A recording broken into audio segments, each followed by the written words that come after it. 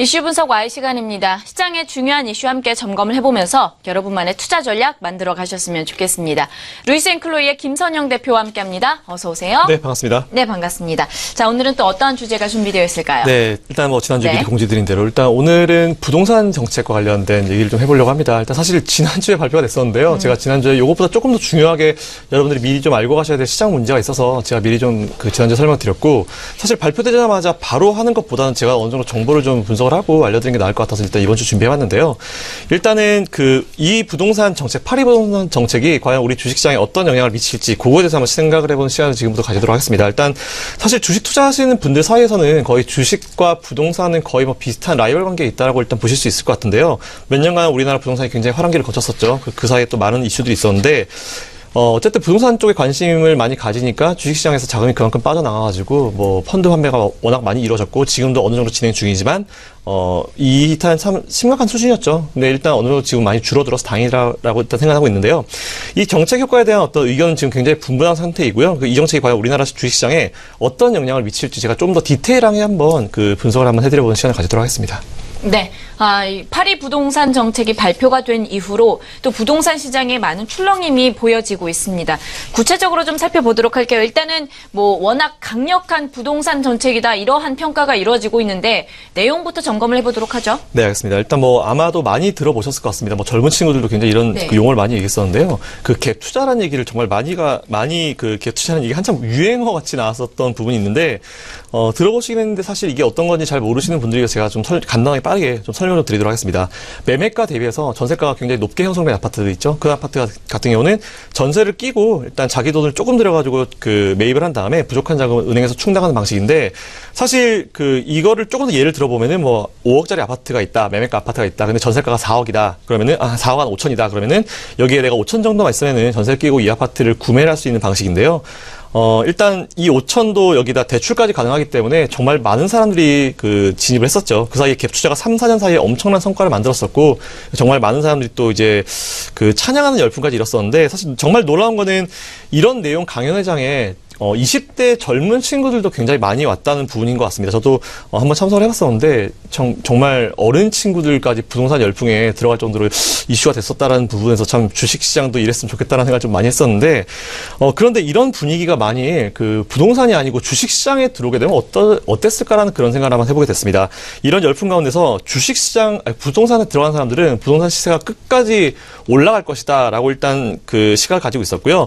매우 흥분된 분위기가 지금 퍼지고 있는 상황인데, 그래서 지금 만약 이 사태가 조금 더 심해져서 과열을 넘어서 이제 광풍 상태에 들어간다 하게 되면은 정말 심각한 상태가 발생하겠죠. 사실 이런 분위기가 지속되니까 사실 이번 정권은 진보가 했든 보수가 했든 어떤 정권이든 간에 이 기세를 어느 정도 좀 컨트롤해야겠다라는 생각은 분명히 했을 겁니다.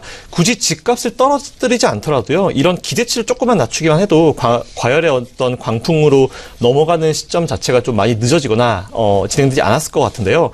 만약 이를 방치를 했다면은 여러분 잘 아시겠지만 1980년도에 부동산 가격이 광풍같이 불어서 엄청나게 올랐었던 일본 꼴이 나는 겁니다. 일본이 그 이후에 올라가는 부동산 가격을 정부에서 이제 제어시키려고 하지 않고요, 오히려 정부에서 대출해주면서 계속 사라 하면서 어마어마하게 올라갔는데, 그 이후에 20년 동안 숨통을 조이면서 부동산 가격이 계속 떨어지고 내놓는 사람은 있지만 살려는 사람은 아무도 없죠. 왜냐, 대출을 안 해주기 때문에. 자, 이런 상황이 발생했습니다. 일단 이 부분은 우리가 분명히 피해가야 할 부분이고요. 지금 아직 우리나라도 이거에 대한 가능성이 아예 없다라고 볼 수가 없기 때문에 지금부터 갭 투자 이런 거 관심 있으신 분들은 부동산 쪽 하지 마시고요. 지금 이제 한참 좋아지려고 하는 주식 쪽에 좀 관심을 많이 좀 가셨으면 좋겠습니다. 자, 어쨌든 파리 부동산 정책이 발표되고 이런저런 의견들이 되게 많이 나오고 있는데, 사실 제일 많은 의견들을 제가 찾아봤더니요, 일단 실패론입니다.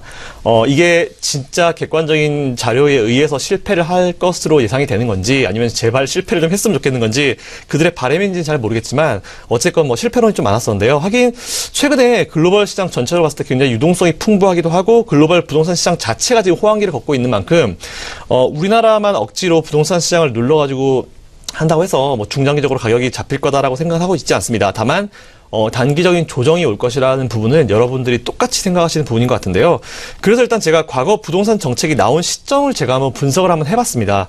일단은 제가 지금 화면에 하나 준비를 했는데요. 이게 우리나라 자료가 잘 안 보이는데, 일단 이카노미스트 사이트에서 실제로 보시면 이제 하우스 프라이스 인덱스라고 일단 주택 가격 지표죠. 이거를 분석을 해놓은 자료인데요. 여기 보시면 잘 안 보입니다. 요 중간에 보시면 사우스 코리아에서 회색 선이 보이는데 일단 요거를 제가 준비한 이유가 2000년도 초반부터 2000년도 뭐 한 10년도까지 보시면은 뭐 미국이라든지 영국이라든지 캐나다는 집값이 다 올랐습니다. 하지만 우리나라는 중간에 잠깐 이제 쉬어가는 타이밍이 2004년도, 2005년도에 있었는데요. 이게 참 좀 신기했었죠.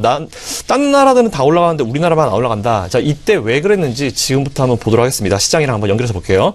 자, 일단 우리나라는 2003년도 보니까 5월 23일, 9월 5일, 그리고 10월 23일 날 정말 줄줄이 강력한 부동산 정책이 발표가 됐습니다. 그 이후에 또 2005년도 8월 31일 날도 정말 강력한 부동산 정책이 발표가 됐는데요. 특히 2003년도에 5월 23일, 9월 5일, 10월 23일 이 세 차례에 걸쳐서 강력한 정책이 나와주면서 2004년도 우리나라 주식시장은 1년 정도 쉬어왔습니다. 자, 이때 우리나라 차트라 보겠습니다. 보시면은 2003년도부터 조금 시장이 좋아지다가 괜히 2004년도에 주가가 1년 정도 푹 쉬고 그 이후에 뭐 2007년도까지 정말 미친 듯이 주식시장이 상승한 그 흐름을 보실 수 있을 건데요. 어찌됐건 그 2004년도에 이런 부동산 시장의 일시적인 조정은 주식시장에도 영향을 미치게 됩니다. 자, 보통 사람들은 일반적으로 보면은 그 지나고 나서 판단을 많이 하죠. 사후 판단을 많이 해서 1년 정도 부동산 시장이 조금 소황 상태 들어가니까 그 전에 들어갔던 분들이 뭔가 불안하다, 이상하다 이런 생각을 좀 많이 하면서 다른 투자처를 찾기 시작했는데 그때 때마침 주식시장이 그 차이나 쇼크 그리고 노무현 대통령 탄핵 얘기가 나오면서 뭔가 충분히 조정을 받을 만한 시장 분위기인데 생각보다 좀 굉장히 잘 버틴다 이런 이미지가 있어서 이때 당시에 부동산 시장에서 돈이 빠져나와서 이제 주식시장 쪽으로 돈이 들어오면서 그게 사실 정말 강력한 상승세를 만들 수 있었던 정말 중요한 수급의 일부가 됐었던 것 같습니다. 자, 일단 즉 이번 상승장에 대해서 제가 말씀을 좀 드려보면은 이번 부동산 정책의 효과가 과연 어느 정도 나오냐 따라 가지고 이번 시장의 상승 또는 뭐 조정기가 어느 정도 정해질 수 있을 거라 보고 있고요. 이게 바로 증시의 모멘텀을 제공할 거라고 일단 저는 그렇게 보고 있습니다. 뭐 충분히 그 효과가 있을 부동산 정책이라 판단되고 있고요. 이 정책에도 불구하고 만일 부동산 가격이 계속 올라간다 그렇게 되면은 당장의 부동산 시장에서 자금의 이탈은 좀 어려울 수 있습니다. 하지만 금융위원회가 이미 얘기했었던 것처럼 부동산 쪽을 이렇게 잡으면서 부동산 시장 쪽에서 돈이 빠져나오는 부분을 주식시장 쪽으로 투입을 시키겠다라고 일단 공언을 한 바이기 때문에 일단 저희는 이걸 믿고 볼 수 있을 것 같고요. 제가 여기까지 조금 더 이제 바라는 게 있다 하면은 2004년도까지는 솔직히 바라진 않아도 어느 정도 충분한 기간 동안 효과를 발휘해 주면은 이거는 굉장히 주식시장에 강력한 모멘텀이 될 것입니다. 천천히 자금이 빠져나와서 주식시장 쪽으로 들어오는 거죠. 보시면 아시겠지만 뭐 급하게 돈이 들어가는 거는 어느 쪽으로든 굉장히 좋지 않은 겁니다. 그러니까 정책의 효과가 분명히 이때 천천히 부동산 시장에서 주식시장 쪽으로 자금이 빠져나오는 거를 일단 우리가 바라볼 수 있을 것 같고요. 거기다가 조금 더 바라보는 게 있다면은 사실 지금 문재인 대통령께서는 그 금융과 증권에 대해서는 그렇게 크게 관심이 없다라는 그런 얘기가 여의도에 좀 되게 많습니다. 근데 과거에 아시겠지만 2005년도 4년도에 전 그 노무현 대통령 시기죠. 이때 노무현 대통령께서 적립식 펀드를 직접 드는 모습을 보이시면서 뭔가 광고죠? 어마어마한 광고를 했습니다. 그 이후에 적립식 펀드 붐이 불면서 여러 가지가 한꺼번에 그 모멘텀이 섞여졌었는데 이런 흐름 한번 나와주면은 사실 증시가 좀 더 강력하고 좀 더 길게 가지 않을까라는 생각하고 있습니다. 어쨌든 결론적으로 말씀드리면요. 이번 그 부동산 정책은 천천히 어느 정도 효과를 좀 냈으면 좋겠습니다. 그렇게 되면은 주식시장에 굉장히 강한 모멘텀이 될 겁니다. 그렇기 때문에 일단 저는 그렇게 드릴 수 있을 것 같고요. 사실 며칠 정도 조정이 지금 진행이 되고 있는데 사실은 오늘 옵션 만기이기도 하고요. 어저께 북한에 대한 이슈가 있긴 있는데 이것도 제가 지난 시간에 한번 설명을 드렸는데 북한은 이런 도발이 있고 나서 한 1개월 정도 있다 보면 항상 지수가 올랐습니다. 이 부분 기억하시고요. 주식 투자를 이어가셨으면 좋겠습니다. 이상 오늘 준비한 내용 마치겠습니다. 네, 이렇게 돼서 부동산 정책에 대해서 우리가 좀 살펴봤습니다. 이러한 자금이 시장과 어떤 연계성 가지게 되는지 추후에 지속적으로 살펴보시면서 꼼꼼하게 투자 전략 만들어 보시면 좋을 것 같습니다. 이슈 분석 Y 시간이었고요. 루이스 앤클로이의 김선영 대표님과 함께했습니다. 오늘 말씀 고맙습니다. 감사합니다.